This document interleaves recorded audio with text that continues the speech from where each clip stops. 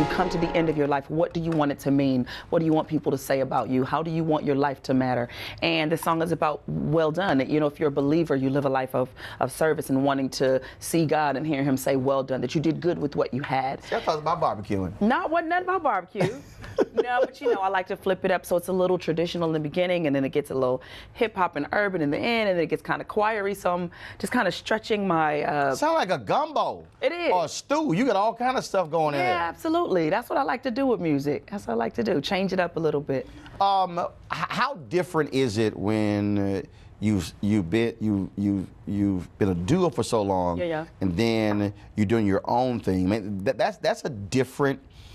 It's a different speed. It's a whole different dynamic. Yes, it's definitely a different speed.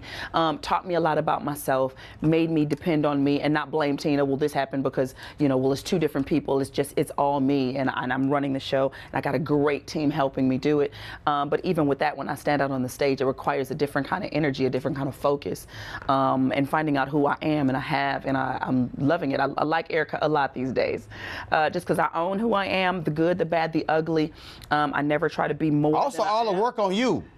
Yeah. See, you can't kind of like, baby, you go ahead and sing a little bit. Right. You go ahead. Yeah. I'm going to chill over here. You go ahead and carry us tonight. No, that don't work. It's different when you've been singing with somebody and now it's all on you. So now it's all on me, but I feel good. I feel good carrying the load and being creative, and you're not asking, no, what you think? No, what we wearing? Where we going? You know, we taking this gig or not? Are we going to this church? You know, it's just me. So it's a different dynamic, and I'm enjoying it. I think everybody needs to be an individual at some point in time, even if you work within a group, because that's how you find out your strength and your value. Right. If you always kind of feel devalued, not that I did in the group at all, but it's always just the girls, or, you know, the Marys. Like, it wasn't Erica and Tina. Almost like our identities got a little muddled in being the group. And I think this allows us to be individuals. And I think that's going to be amazing when we actually do come back together, which we are. We're just taking a moment. Gotcha, it happens. But you also got a day job. I do. I'm a radio host. Okay, but the problem now is now you got to work 5 days a week. I do. You got to actually be there at a certain time. That's a different world. Well, I mean, because I'm syndicated, I broadcast from wherever I am. If I have a concert in New York, I broadcast in New York. If I'm in D.C., so it allows me to move around. So it still kind of fits the mold of what my life is, and I like it. I like inspiring people in the morning. I love my team. My co-host Griff is crazy, so we get to kind of poke at serious stuff. Some of the stuff that you talk about on your show, but just from my perspective, from a believer's perspective, and our responsibility to not just go to church, but make a difference in the world and take that God information and get out and go change things. Radio is, I think, probably the most liberating medium. Yeah. Because, one, you have to paint a picture. Yes. Because it's audio. And you have to tell a story differently. As television is visual, print, you can write it, but radio, I just think, is a lot just different. Yeah, you have to kind of really give people the before and what you're trying to say so they understand it, because if they're not following whatever story you're talking about, then they don't get it. They're kind of lost.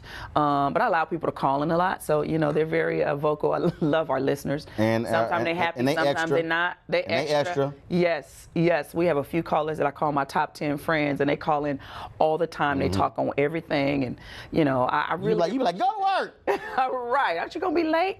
It's really, really cool. All right, what's next?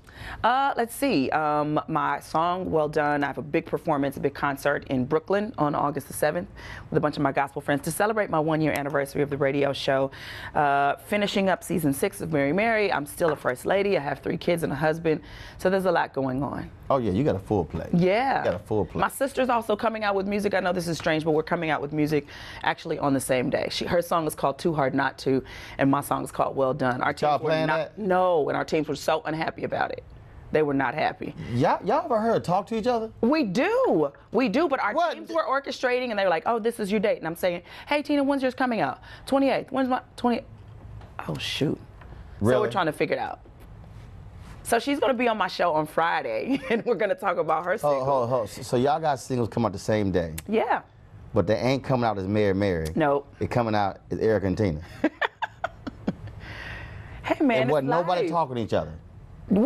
No. I mean, we got 2 separate teams. We're doing 2 separate things. I got you. But y'all might want to tell y'all teams, hey, can y'all email each other? And I asked them to move the dates, and they wouldn't, because her wheels were in motion, my wheels were in motion. But listen, it's 1 million people coming out on that day. What is it? What's the difference? But Amelia ain't related to each other who are in a duo called Mary Mary. Yeah, I don't think BB and CC puts out music on the same day. No, but it's 85 whining. They ain't never put out music on the same day out of all them whinings. Listen. Even the ex-wife whinings. You are crazy.